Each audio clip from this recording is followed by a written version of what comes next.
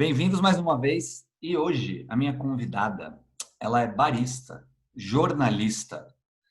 Ela é a proprietária e rainha do Pura Cafeína. É uma mulher maravilhosa, uma das pessoas que eu mais gosto nesse meio do café, a minha amiga Gisele Coutinho.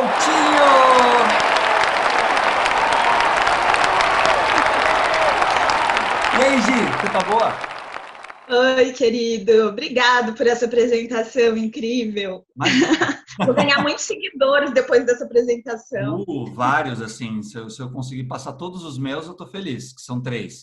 É, Hoje, explica pra gente como é que começou esse projeto do Pura Cafeína. Conta um pouquinho assim, como você passou de jornalista para barista e proprietária de empresa de café. Para vendedora de café, né? Camelô de café, como a gente estava falando. Bom, foi o jornalismo que me proporcionou isso, né? Dona Mariana Proença, que já passou por este ilustre programa, ela que soltou lá o bichinho do café para me morder. Foi nessa época, inclusive, que eu te conheci, né? Pelas cafeterias, pelos TNTs do Suplicy, que rolava ali no Itaim, galera boa, bons tempos. E eu fui me apaixonando muito, porque eu tomo café desde quando eu tomava leite com café na mamadeira, né, gente? Uau! Eu cresci, meus pais trabalharam na roça, né? A gente fala, colhendo café, Onde? colhendo algodão. é, Enfim, tanto meu pai quanto minha mãe, antes Onde deles se ele, conhecerem. onde, Oi? onde eles trabalhavam? Em que parte? Interior de São Paulo. Então, E aí eles sempre amaram o café sempre esteve presente na nossa mesa, na nossa família, como um alimento. Tá com fome? Vai lá, toma um café com leite e muito açúcar. Então, mesmo na mamadeira, assim, eu não lembro, né? Mas tem fotos é, na casa dos meus pais, eu tomando café com leite na mamadeira, não com achocolatado, né? Porque o café era algo mais em conta e a gente gostava mesmo.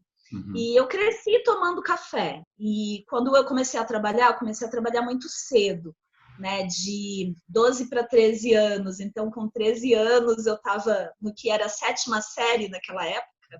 E Sim. eu trabalhava 8 horas por dia e atravessava a cidade, né, em Campinas, mas na periferia, então era tudo muito longe do local de trabalho e a escola era quase na esquina da minha casa, era muito perto.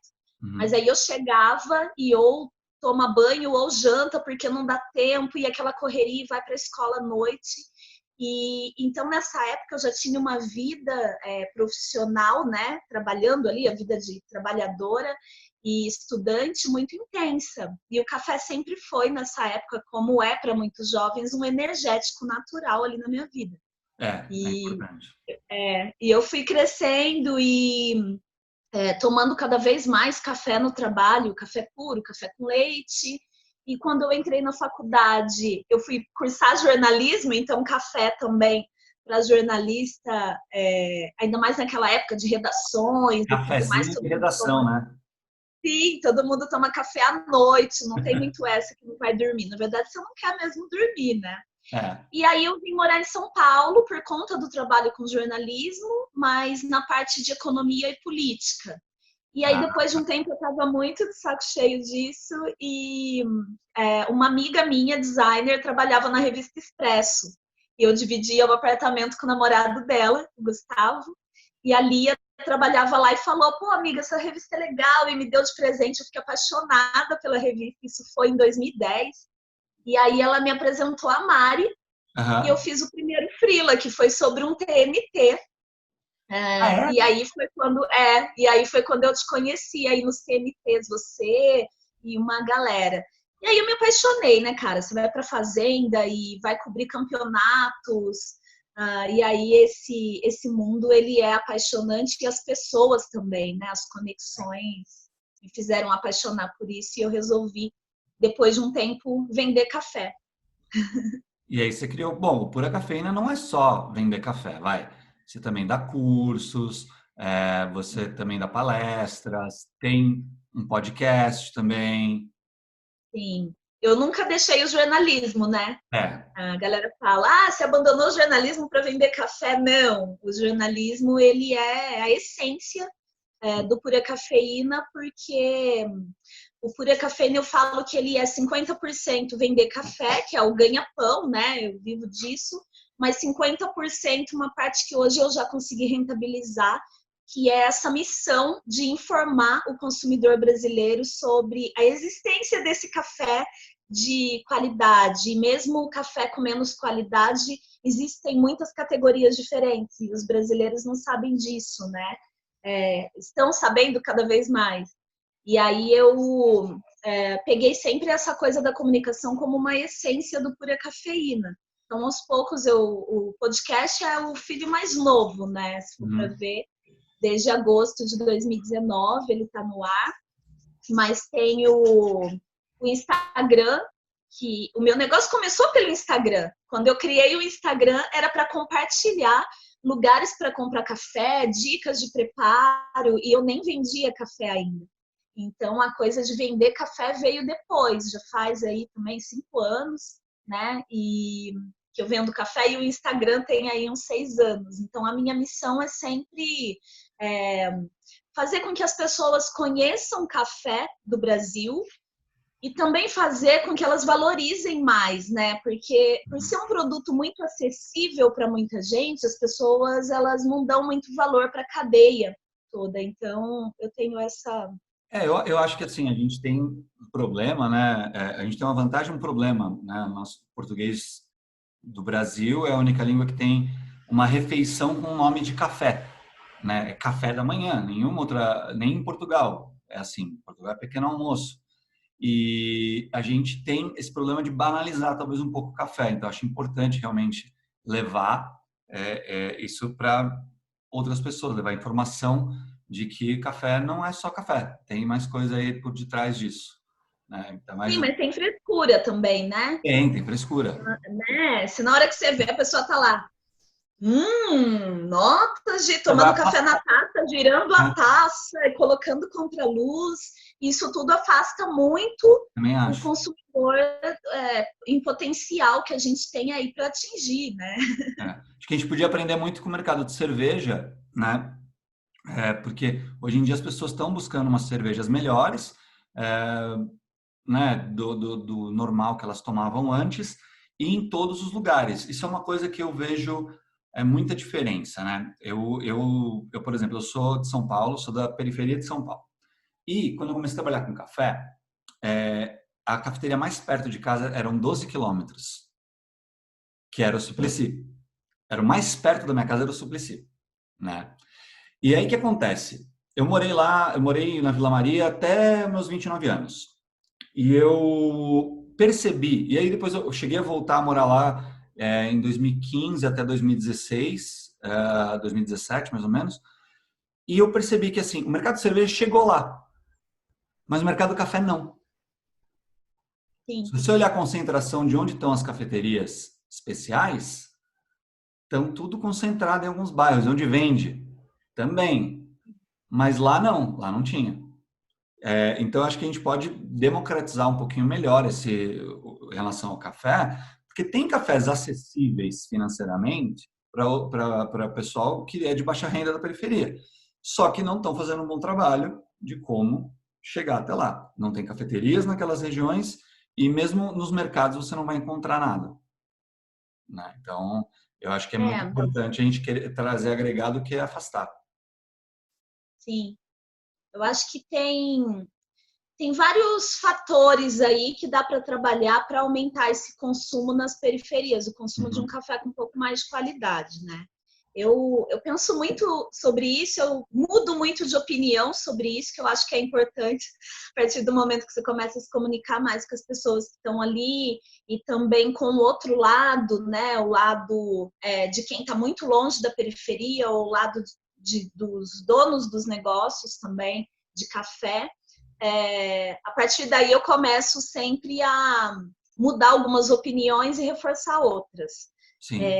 Uma delas é que assim, né? Eu sou uma das poucas mulheres negras que trabalha com café de especialidade no Brasil. sim. mesmo a maior parte da população do Brasil sendo negra, né? E Temos duas coisas aí que a gente vai tocar aqui. Metade da população brasileira é mulher sim, e é, mais da metade. metade da população brasileira é negra. E aí, quando a gente Sim, olha no mercado de café, você não vê metade das mulheres em posições de poder, né? De né? jeito nenhum. Você olha em campeonato, você não vê metade dos competidores mulheres. Os juízes, a mesma coisa. E O negro campeonato é ele é o menos reflexo ainda. Não, de um cenário, né? Ele e é a negro é menos vitrine de um ainda. cenário. E negro eu acho que é menos ainda. Eu não conheço, tirando você, aqui no Brasil, alguém em uma posição de poder ou de dono de empresa negro. Não conheço.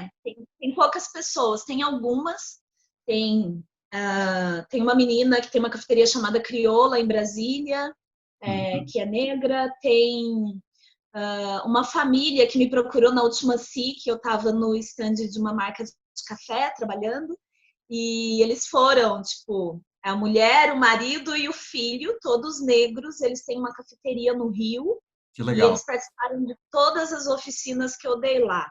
Esse é um bom exemplo que tem a ver com consumo, que tem a ver com campeonato, que tem a ver com tudo isso, que as pessoas brancas têm dificuldade de entender, né? Eu não estou falando, enfim, a gente não quer fazer, um apelo, a pessoa preta tem que tomar café especial, não é isso, não é Mas, sobre isso. É que num país que a maioria das pessoas são pretas, são negras, né, pretas e pardas, já fica complicado, porque você entra em cafeteria de especialidade e você fala, peraí, todo mundo aqui é branco.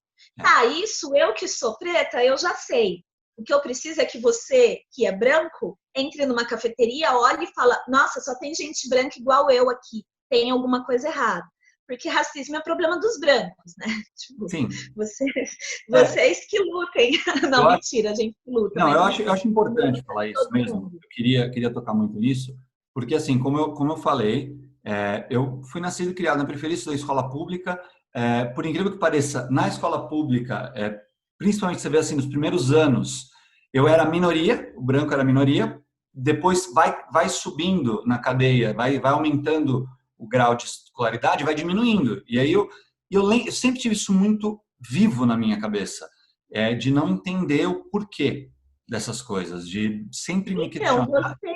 você falar que viveu na periferia, você falar que você tinha essa percepção, é nada mais que você reconhecer o seu lugar de privilegiado, Sim, porque é o que eu falo. Eu sei é um que homem branco, hétero, naquele lugar que reconheceu o seu lugar. Isso não quer dizer que você saiba o que é sentir ser, não. como eu, a única mulher preta dentro de uma sala de 70 alunos na PUC Campinas, cursando jornalismo, e depois fazer uma especialização na Unicamp, em jornalismo científico, no caso, sendo a única pessoa preta de uma sala de aula numa universidade pública. Né? Então, essas coisas na educação, por exemplo, elas evoluíram, elas estavam evoluindo no Brasil a partir de políticas públicas, mas a gente vai ver o reflexo disso um pouco mais para frente agora, que elas começaram a cair muito, né? Sim, Café é a eu mesma assim, coisa. falo, eu tenho certeza absoluta e eu não entendo por que que as pessoas têm problema em dizer isso. E eu não tenho problema, eu não entendo porque as pessoas ficam irritadas com isso. Mas eu sei que eu tive entrevistas de emprego, mas trabalho também na mesma idade que você. Eu tive entrevistas de emprego que eu consegui por causa da cor da minha pele, ou porque eu era Claro, homem, entendeu? sim, Ou porque eu sou alto, sou acima da média da população brasileira de altura. sim. Qual o problema disso? E aí, e também eu não entendo qual o problema do contrário, isso que eu queria falar com você. Qual é o problema? Se a gente sabe toda essa história, todo esse histórico de descriminalização, de preferência, até mesmo uma coisa subconsciente de eu prefiro aquilo que é igual a mim, certo? Por Uhum. que que as cafeterias, as torrefações, o pessoal do café não se engaja de alguma maneira para dar mais oportunidades para mulheres, para negros, para o que seja, para pessoas com deficiência física ou mental. Por quê? Por que que você acha que no Brasil, não é só no Então, Brasil, eu acho que em vários países aí do eu mundo. acho que para responder isso você tem que ouvir esse outro lado. Você tem que ouvir quem tem cafeteria e quem emprega. Eu não tenho funcionário, né? Mas quando eu sou contratada por uma empresa para fazer um freela ou para dar uma palestra e eu falo, olha, eu dou a palestra, enquanto isso eu vou levar um barista para preparar o café. Quem vai, quem eu contrato e pagando normalmente o dobro do que uma diária de freela na cafeteria, a minha preferência é mulher preta. Se eu não consigo, então um homem preto. E normalmente eu consigo essas pessoas. Os últimos eventos que eu fiz, a Elis, que é uma barista que trabalhou em vários lugares, agora ela está na Orfeu, ela trabalhou no Quadro Shop, ela montou a operação lá, ela trabalhou no Estúdios Coffee, que é uma das poucas cafeterias que a maioria dos funcionários eram pessoas pretas. Agora eles estão com um barista só, porque nesse momento de pandemia, né, as coisas estão complicadas. Mas eu sempre dou essa preferência. Para mim é natural que seja assim. A gente tem um problema em formação também, formação de baristas da periferia. A gente tem muito pouco muito pouco foco nisso. A gente tem o Fazedores de Café, tem um outro projeto em BH e não tem muitos outros. Então é difícil o jovem da periferia acessar isso. Mas eu não estou só falando de quem é da periferia, porque tem muita gente preta no Brasil que mora na Vila Madalena, que mora em Pinheiros, que mora na Vila Mariana, que mora em Perdizes. Eu tenho clientes pretos e brancos na periferia e em áreas nobres, né? O Pura Cafeína hoje entrega café na cidade toda de São Paulo, inclusive por uma taxa que é igual para quem pede café para mim na Vila Olímpia. Legal. Ou para quem pede no Capão Redondo, porque a pessoa que está lá não pode ter fatores que dificultem que esse café de qualidade chegue lá, né? Então, o que a gente precisa é esse questionamento, porque quando você coloca uma pessoa preta atrás do balcão numa máquina, extraindo o seu café, alguém pode passar e se sentir automaticamente essa coisa da consciência que você falou, inconscientemente você procura alguém que é igual a você, alguém que é parecido. Isso acontece com qualquer pessoa de qualquer raça. Então, automaticamente você se sente melhor naquele lugar. Isso é representatividade. Se eu ver um outdoor com uma lingerie numa mulher loira e muito magra, talvez não me dê vontade de comprar aquele sutiã, mas se eu ver uma mulher mais gorda ou com corpo no padrão brasileiro, que não é Gisele Bündchen, talvez eu olhe e fale, nossa, que lingerie linda. Eu não vou olhar e falar, nossa, o corpo dela parece o meu corpo e eu vou comprar. Eu vou olhar para a lingerie. Então, como que você olha para esse café? Como que você deixa esse café mais diverso? Né? Porque é anormal o público ser tão branco dentro das cafeterias. Eu estava falando com o Leno sobre isso, né? Que ele treinou um menino agora para o Campeonato Americano e acho que ele foi para a final. E quando ele conheceu esse menino acho que em quarto ou sexto lugar. Esse menino virou para ele: você é o Leno, não sei o que, não sei o que, não sei o que lá. O tanto que o Len representava, porque, né, o cara foi campeão americano, que é uma das competições mais difíceis de você ganhar, fora que o Len já tinha sido finalista várias vezes, o quarto lugar do Mundial, e o cara não queria competir. E o Len falou para ele: você precisa competir. Não é mais uma questão de, assim, ele fala, por que ele falava que ele não queria competir? Porque ele não se via, ele não encontra num juiz a cara dele.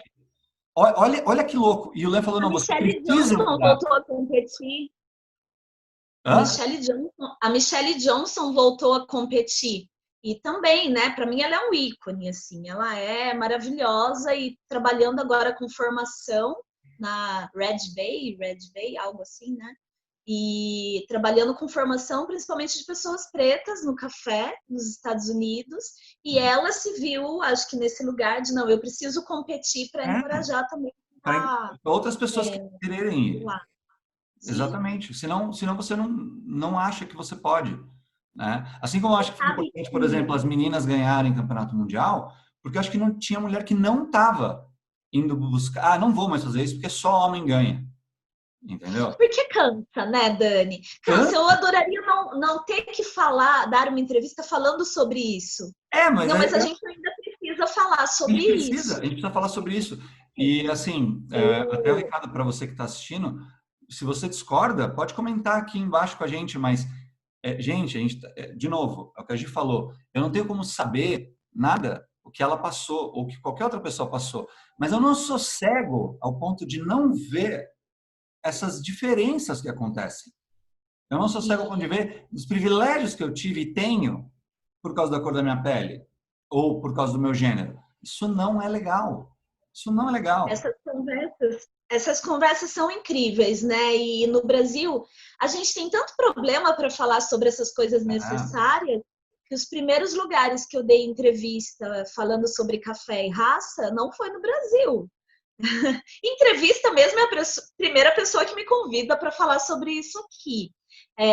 Num veículo, né? Mas eu fui convidada para falar sobre isso na Semana Internacional do Café de 2018, acho que foi, naquele café da manhã da IWCA, né?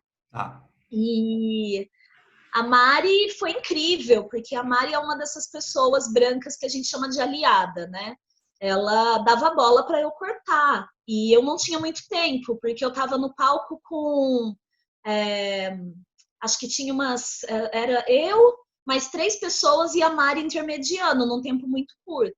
E aquele auditório principal, lotado, eu falei, meu Deus, e agora?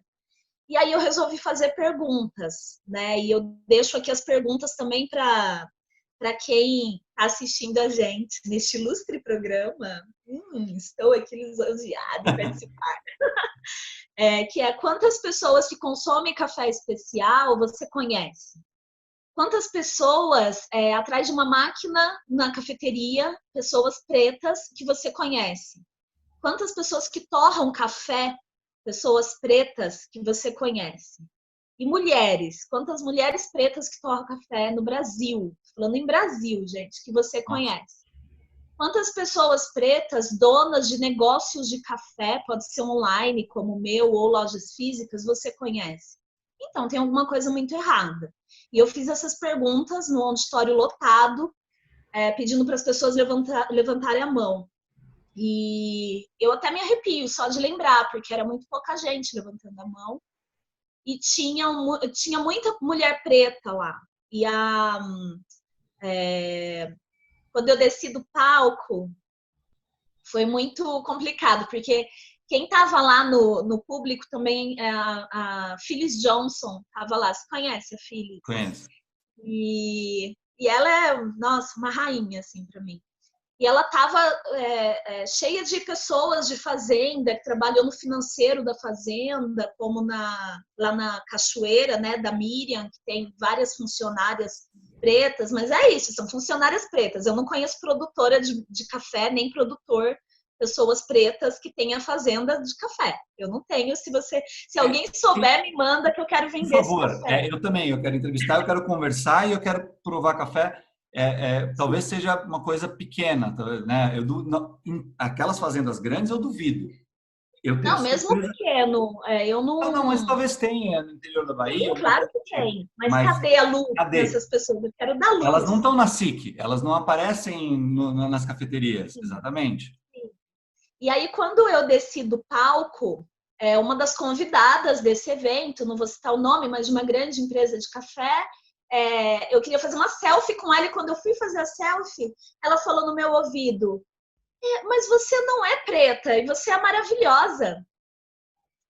Aí ela falou: você não é negra, você é maravilhosa. E aí aquilo me doeu o estômago.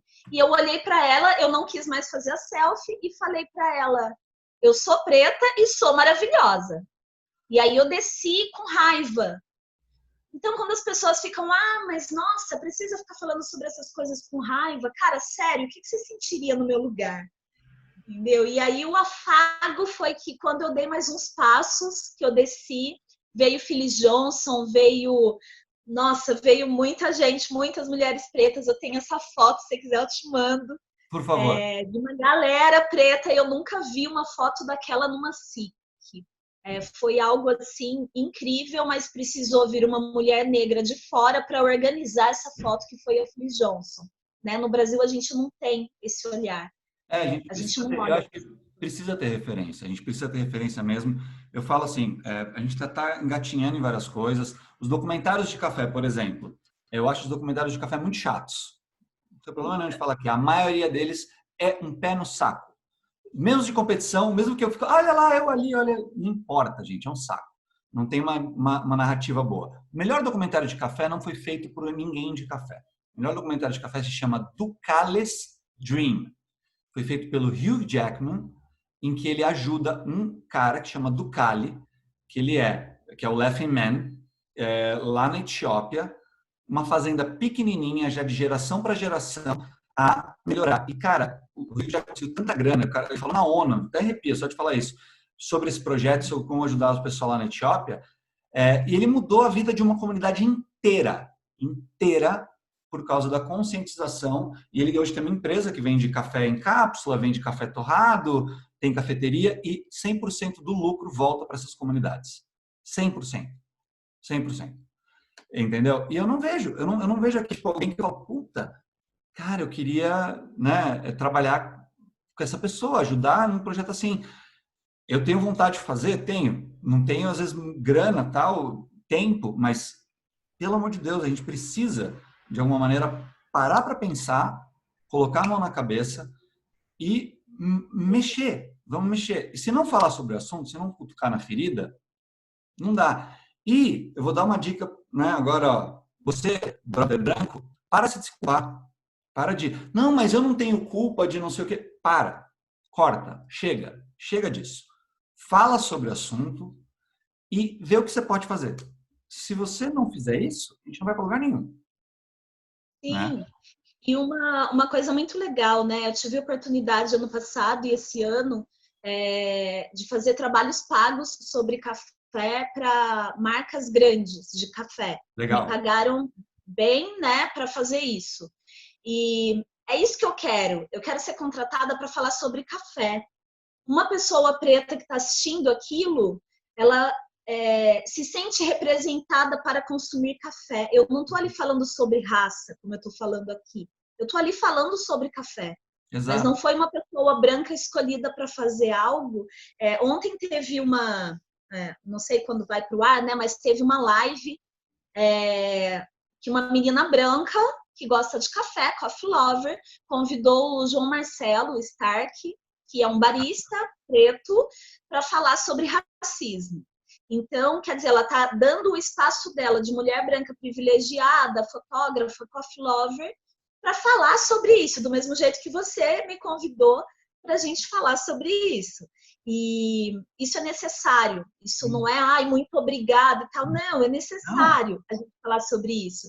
E aí uma pessoa falou, mas como assim? Essa coisa da representatividade, de escolher a pessoa preta para estar ali.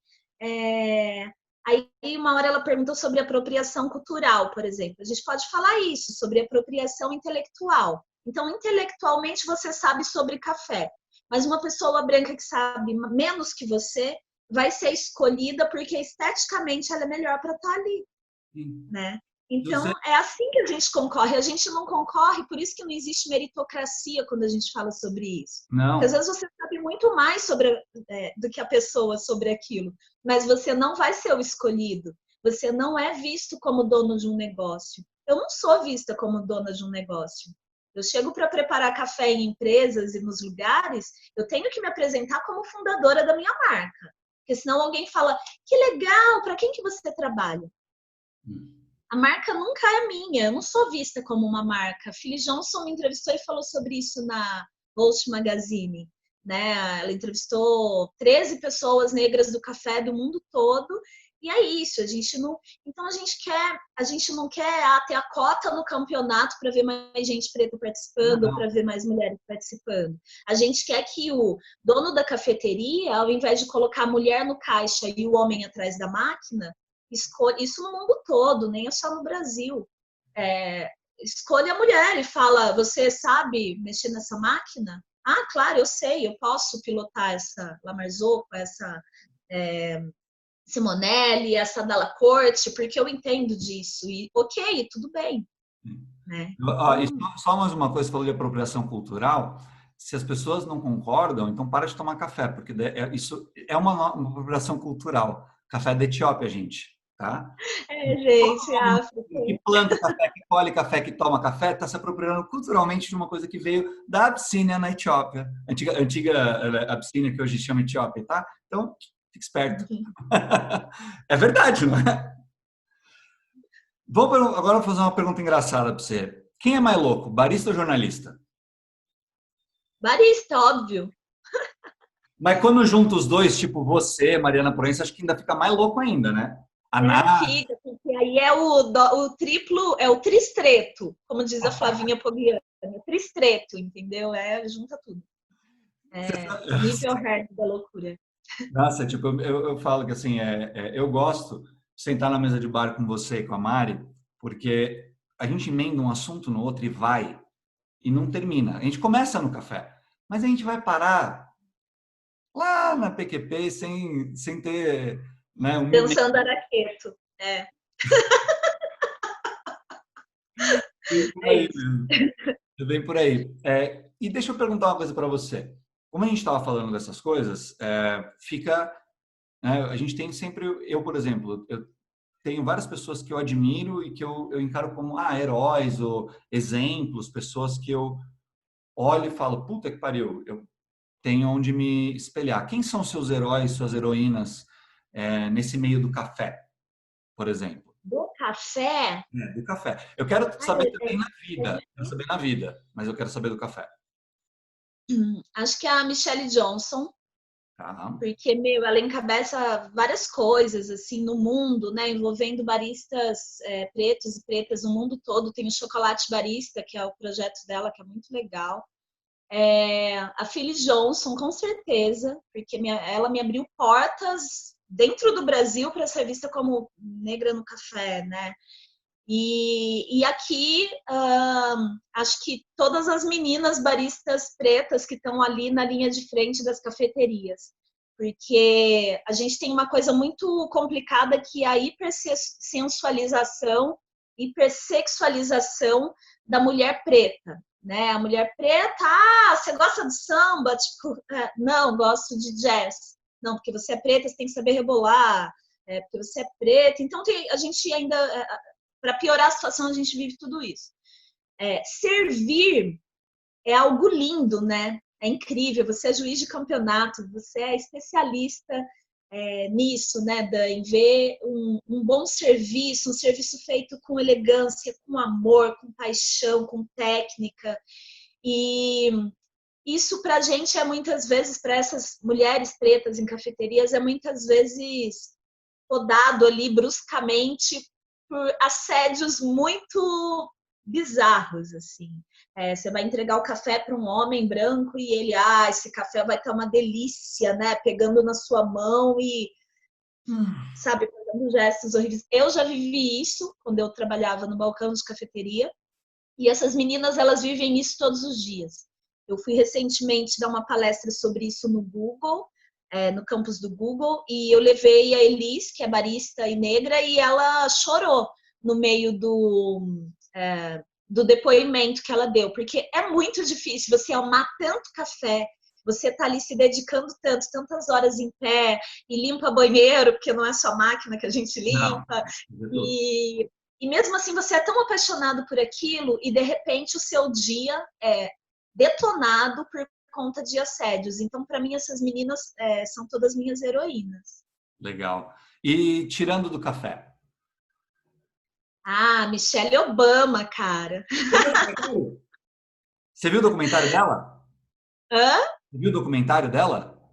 Sim, eu li eu já tinha lido o livro, né? Você leu o livro? Não li. Eu já tinha lido o livro e aí veio esse bônus agora, né? E tem uma coisa de novo que eu falei sobre essa coisa da raiva e tal. Quando as campanhas começaram na primeira eleição ainda do Obama, ela sofreu muito com isso, né? De ter que até sobre falar sobre temas polêmicos vestida de outro jeito, com mais calma, com não sei o quê, porque ela não era vista como uma mulher firme e competente. ela era vista como uma negra raivosa. Então a imprensa colocava ela assim, e isso acontece aqui também. Então, para mim, ela é muito rainha, ela é muito inspiradora. É... ela é incrível, cara. Ela é demais. Não, eu falo assim, eu tenho um dos meus melhores amigos, chama-se Moacir Novaes, ele é escritor. Algumas pessoas do café conhecem, que eu já levei ele para alguns eventos, assim, tal, é o Bigós. As pessoas conhecem ele como Bigós, ele é escritor. E ele me trouxe para minha vida muita referência, né? E se você seguir ele, você vai ver que tipo, ele posta umas coisas muito cabeça. E foi através dele que eu conheci, por exemplo, Malcolm X. E eu falei, cara, e eu sou um cara super contra a religião, mas o jeito que o Malcolm X falava das coisas, cara, né? Aí você vai, de novo, outro exemplo religioso, mas que o cara tava lutando pelas coisas. Martin Luther King, pastor, cara, mas, meu, cara foda, cara foda. Mas acho que ultimamente, assim, o Obama, em geral, a Michelle e a Marielle, para mim, são ícones que a gente não pode parar de falar. É, Sim. e eu falo, eu baseei esse show aqui num dos meus shows favoritos, que chama Daily Show, com o Trevor Noah, que é, de todos os talk shows, também o único. Ele é sul-africano, né? Fala 250 idiomas, o bicho é uma figura, nasceu na época do Apartheid. Acho que se você é, buscar o livro dele também é maravilhoso, que chama Born a Crime, porque ele nasceu um crime, né? Porque o pai era branco, a mãe era negra, e ele Uhum. era proibido de ter isso. Né? Pensa assim, ele tem minha idade, cara. Imagina, ele era um crime, ele era um fruto de um crime. Olha que absurdo. E as pessoas falam A gente ainda vive muito isso aqui, né? Muita gente é fruto de estupros, muita gente é fruto de. Quer dizer, uhum. fruto não, porque estupro não dá fruto, né? Ele Não, só dá um trauma mesmo. não, é que o pai dele era suíço. A Ele, gente vive isso, né? Aqui. Então, às vezes, a gente também começa a falar de histórias como apartheid, época de escravidão. Ontem também, nessa live que o Stark estava, alguém falou sobre escravidão. E eu falei, cara, são outras formas de escravidão hoje, né? Você circular pelos jardins, bairro Nobre, Nobreza, Nobreza, São Paulo, e ver casais brancos com 2, 3 filhos e a empregada preta vestida de branco, porque ela não pode ser igual a mim, ela tem que ser diferenciada, ela está com a roupa branca porque ela é minha funcionária. É sim. uma forma de escravidão. É É. bizarro, né? E tem outras coisas, violência policial, por exemplo, Ah, muito eu não tenho carro já faz anos, e quando eu tinha carro, se eu estivesse com o Bigoses, meu amigo o Moacir, no carro, a nossa chance de separada era muito maior. O que é um absurdo, sim. o que é um absurdo, entendeu? Essas coisas, se a gente não fala, se a gente não expõe, é, e assim, velho, aconteceu, eu não sei que também quando eu vou publicar isso aqui, mas essa semana aconteceu no caso dos bartenders. Eu não sei se você olhou isso, né? Claro, eu vi. Aliás, Marco Della Rocha, amigo Pela Rocha, querido, deu o nome, publicou lá, deu o nome do rapaz, tá entendeu? certo, É certíssimo, isso. é isso. Então acho que a gente tem que falar, e eu, como eu tinha falado para você fora do ar, as duas primeiras pessoas que eu tinha pensado em entrevistar aqui nesse programa era você e o Lem, justamente porque Ai, meu Deus. para mim, vocês são duas pessoas que eu admiro pra caramba. Conheci por causa do café, conheci porque eu sou juiz. Olha, eu tenho esse benefício de conhecer pessoas maravilhosas e que são pessoas bem-humoradas, bem esclarecidas e que podem colocar um pouquinho de perspectiva para os outros. O que é, né, dar a perspectiva de vocês de como é ser negro nessa profissão, nesse mercado, e talvez dar uma ideia para as outras pessoas de o que a gente pode fazer para começar a mudar isso. Sim, obrigada pelo convite. Mas antes da gente... Obrigada por usar o seu privilégio para dar voz para a gente, né? Assim seus amigos e amigas brancas vão ouvir de repente de outro jeito. Bom, antes da gente começar o jogo, eu vou ter que dar uma pausa, mas eu já volto. Tá bom. Bom, e agora chegou a hora do nosso jogo. Gê, eu vou te dar duas opções. Uma, a que você escolher vai ficar para você, mas a outra que você não escolher deixa de existir. Então, olha o peso, olha a responsa. Deixa de existir no No mundo? mundo. Ai, meu Por isso Deus. que, assim, Tá. uma escolha que não é assim, eu escolho e tá tudo bem. Não, a outra vai ter um peso na humanidade. Graves consequências, ok. Exato. Agora, eu já vou começar ferrando você. logo de cara. Expresso ou filtro? Oi? Não Expresso vi. ou filtrado?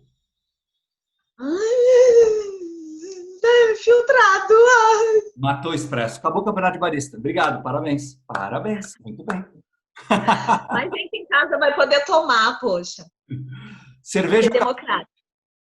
Cerveja ou vinho? ou café? Ah, cerveja ou café? É. Não Você deixa... não faz isso comigo! Ai, meu Deus! Café! Escolheu o Pode café. tomar vinho, cachaça. Olha, eu nem coloquei bebida alcoólica, eu coloquei cerveja só. Calma. Ah, é café. Café. Vamos lá. Podcast ou hip hop? Ah, hip hop. É. Podcast. Foda-se o podcast. Pode falar palavrão aqui? Depois você Pode, põe. foda-se. Fica ganhando andando. Eu não coloco que é conteúdo para menores, então foda-se. É, ler, leitura, livros, Hum. ou jiu-jitsu? Ai, deixa eu pensar. Jiu-jitsu. Ninguém vê mais no mundo. Ai. Ai, caramba. E para terminar, uma dessas duas expressões vai sumir. Para mim é complicado porque eu uso as duas o tempo inteiro. Mano Hum. ou é nós? É nóis. É nóis. Morre os Suma manos. o mano, porque aí eu posso usar mana, entendeu? A mina. Então, azar o seu, meu querido. É. Agora eu vou fazer a mesma pergunta que eu fiz para o Lem para a gente terminar. Como seria Tô agir me sentindo trabalhando... amiga do Len, desculpa. Tô Lem. me sentindo amiga do Len, você vai ter que apresentar a gente Nossa, pessoalmente. brother, é sério, você é uma das pessoas mais doces que eu já conheci na minha vida, um dos Vem pro profissionais Brasil, Len, me vê, mais por favor. foda. Sério, tipo, se vocês não seguem, segue Black and White e o Lem Butler, o cara é muito foda. E a gente conversou 1 hora depois daquele podcast sobre coisas técnicas de café. Ele é muito foda. Ele e a Gi, velho, segue os dois aí. Para terminar, como seria a Gi trabalhando com a Gi atrás do balcão? Nossa, uma treta só. Ai, café, gente. Uma treta não dá. Impossível. Tô muito chata. Tô muito chata. Cara, eu sou escola. Como barista, eu sou escola. Regina Machado e Flavinha Pogliani. É muita exigência, entendeu? Não dá. Trabalhar comigo não dá, impossível. Não ia rolar, tá vendo? Olha, o Lem falou o contrário, ele falou que com ele ia funcionar perfeitamente. Eu ia brigar, porque eu ia ficar falando, não, você sujou e não limpou. Então, eu ia brigar muito comigo, não dá. Querida, antes da gente terminar, me fala aí se você dá uma dica de quem que você quer que eu entreviste proximamente, pode ser em português, inglês ou espanhol. Aqui, quem que você quer? Michelle Johnson, por favor, a Misha. Me põe em contato com ela, por favor. Com certeza, sim, E a gente faz um programa bacana. Gi, da hora. muito obrigado, de verdade. Adorei esse papo. Espero que as pessoas gostem. Vai ficar longo, foda-se, não tô cagando e andando. Mas eu acho que Pois quem é, gosta... cara, eu falo muito, gente. É tipo letra do Racionais isso daqui, vocês não estão entendendo. Exatamente. Querida, Obrigada, Dan. obrigadão, viu? Beijo, Beijo. querido.